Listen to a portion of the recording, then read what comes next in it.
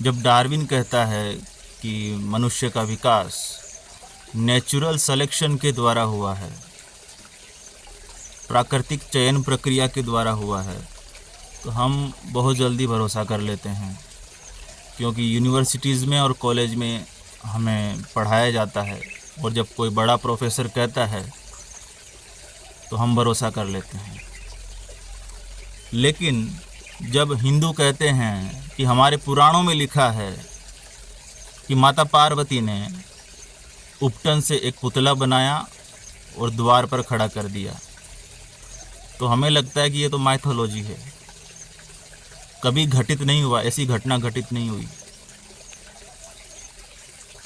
असल में ये प्रत्येक क्षण घटित हो रहा है। माता पार्वती अर्थात प्रकृति ने हमें मनुष्य बनाया है। प्रकृति की अचेतन अवस्थाओं से होते हुए हम आज मनुष्य हो गए। प्राण फूंकने का मतलब होगा सेल्फ अवेयर हो जाना,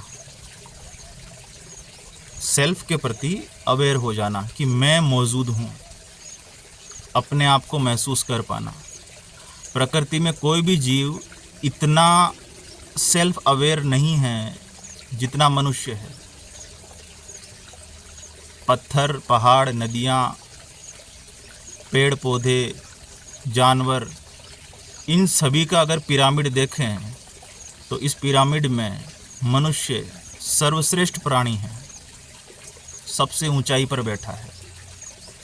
इसे हमने कहा प्राण फूंकना। लेकिन अब आगे जो विकास होगा मनुष्य का, वो अचेतन नहीं होगा। अब प्रकृति ने जिम्मेदारी मनुष्य को स्वयं को दे दी। वो चाहे तो जानवरों जैसी वृत्तियों में जी सकता है और चाहे तो परमात्मा बन सकता है। ये जिम्मेदारी मनुष्य को दे दी गई है कि तुम जानो, तुम्हारा काम जाने, अब मैं सहयोग नहीं करूँगी। तो जब भगवान आते हैं, भगवान शंकर, तो गणेश जी का और भगवान शंकर का आमना सामना होता है।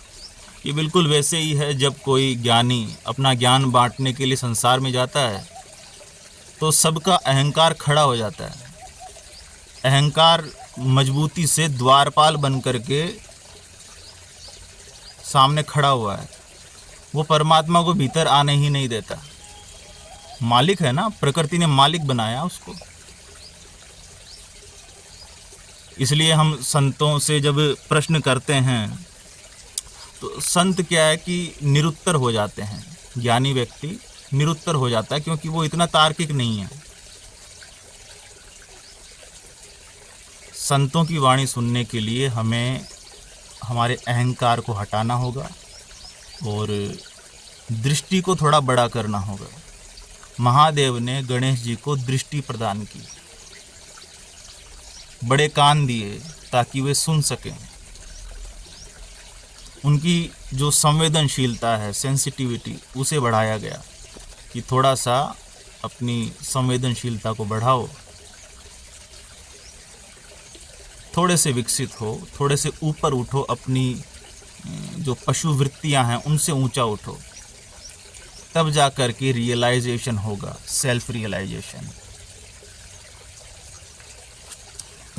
मैंने देखा है कई बार कि किसी को भी जब हम ज्ञान सुनाते हैं तो वो तर्क बहुत करता है, बहुत तर्क करता है। इतने तर्क तो हम स्कूल और कॉलेज में जो प्रोफेसर्स हैं उनसे भी नहीं करते जितना हम संतों से करते हैं या ज्ञानी व्यक्ति से करते हैं। तो ज्ञान पाने का एक गुण है और वो गुण है अर्जुन का गुण, कि पहले आप स्वीकार करो, थोड़ी देर के लिए मान लो, बाद में देखेंगे प्रमाणित होता है कि नहीं होता है, ऐसे होता है कि वैसे होता है, थोड़े से झुक जाओ। लेकिन आज का मनुष्य तो ये कहता है कि पुष्पराज झुकेगा नहीं, झुकेगा नहीं तो ज्ञान कैसे होगा। अर्जित करने के लिए हमें झुकना होगा। तो ये सूत्र है, बहुत गहराई से इसे अपने मन में उतारना है कि जो भी कहा जा रहा है, ज्ञान में जो भी कॉन्सेप्ट दिए हुए हैं, उन कॉन्सेप्ट पर डायरेक्ट उंगली नहीं उठाना। पहले उसे अपने जीवन का हिस्सा बनाओ, उसके बाद फिर हम प्रश्न उत्तर कर सकते हैं। और ध्यान रहे कि जो विचार हमारे जीवन का हिस्सा नहीं बनते हैं ना, वो फिर बोझ बन जाते हैं। तो संतों की वाणी, ज्ञानियों का ज्ञान और पुराणों में, शास्त्रों में जो कुछ भी लिखा हुआ है, हो सकता है कि हमें नहीं पता उनके बारे में, लेकिन उसे नकारना नहीं है, उसे भीतर आने तो दो, उसे आने दो, उसे अपने जीवन का हिस्सा बनाओ। फिर अगर हमें रियलाइजेशन नहीं होता है तो फिर भले ही हम उसे रिजेक्ट कर सकते हैं।